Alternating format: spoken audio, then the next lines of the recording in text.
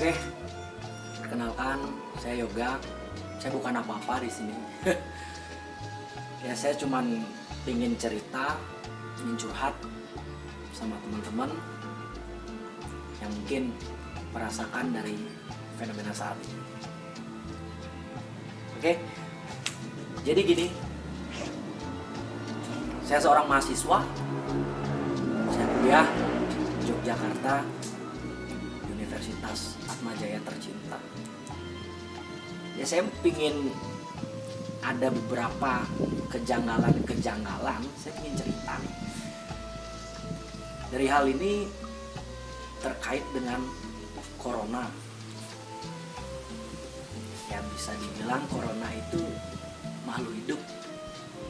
Cuman saya ngerasa manusia ini udah mulai curang. Terutama dari ajakan-ajakan untuk memerangi corona ini. Mungkin dari analogi sederhana, saya menganggap corona ini adik kita sebagai makhluk hidup. Dimana adik kita ini yang ingin merasakan gimana indahnya bumi, gimana indahnya alam semesta atau namanya kasih sayang ibu pertiwi ini mau diperangi. Jadi kan ngeri banget gitu loh stigma ya. Ya saya nggak habis pikir ya gimana manusia ingin menyelamatkan manusia, tapi kok curang, malah mengorbankan makhluk lainnya.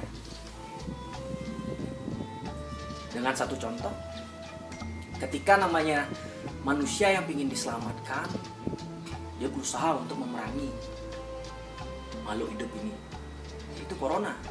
Menurut saya nggak fair gitu loh. Kalau manusia sama manusia oke lah bisa berperang. Manusia dengan binatang ya nggak fair lah. Ya apalagi manusia dengan makhluk hidup sekecil itu yang nggak kita bisa lihat, corona. Dan mungkin udah banyak untuk membahas tentang fenomena saat ini. Tapi ya saya terlalu bosan untuk berbagai macam teori-teori yang keluar untuk membahas realitas yang terjadi. Tapi pada saat ini saya ingin membahas tentang apa setelahnya gitu. Berawal dari satu ketidakfairan manusia yang bisa dibilang curang. Mungkin ini satu gambaran kita untuk bisa dapat bergotong royong sebenarnya. Dari solusi itu mau namanya menggunakan teori retorika, teori konspirasi, mungkin bukan jalannya lagi. Tapi teori gotong royong ini mungkin jadi satu, menurut saya loh, menjadi satu solusi untuk bagaimana ke depannya. Karena perlunya satu sinergi antara setiap elemen. Dan banyak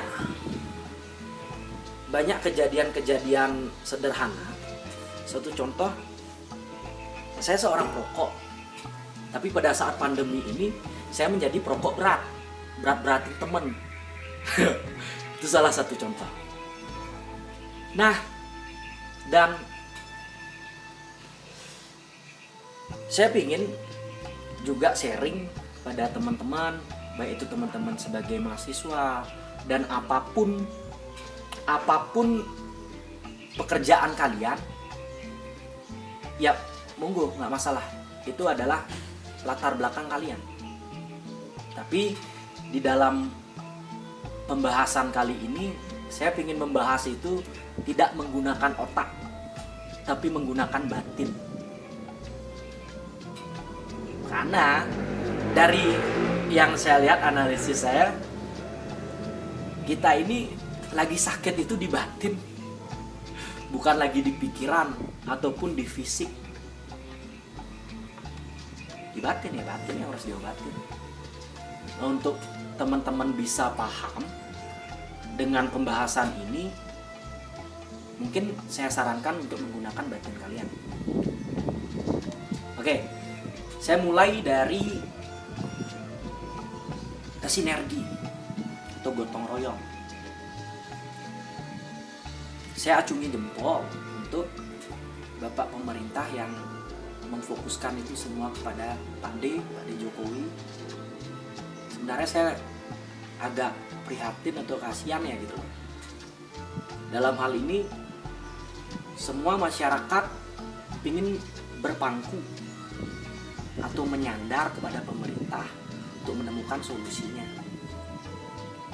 Tapi harapan untuk kita bisa terlepas dari fenomena saat ini, harapannya ada pasti. Dan itu pun adalah sebuah pilihan. Karena sederhananya, kita sebagai manusia atau sebagai makhluk hidup pasti bisa untuk namanya memilih atau diberikan itikat ataupun tabiat untuk kita bisa memilih jalan apa yang bakal kita lakukan. Oke, satu jalan kalau bisa dibilang ada dua pilihan jalan. Jalan itu yang jalan keras atau jalan tenang. Dan saya memilih untuk namanya jalan tenang. Karena apa? Yang perlu disembuhkan itu batin.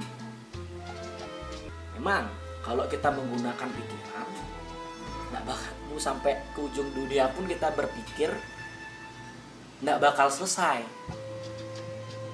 Karena satu, corona ini menimbulkan berbagai macam kasus atau fenomena-fenomena yang terjadi baik dari sektor apapun, dari ekonomi, pariwisata, kesehatan, kemanusiaan, gitu. Ya oke lah, manusia ya, kalau mau menyelamatkan manusia jangan mengorbankan makhluk lainnya.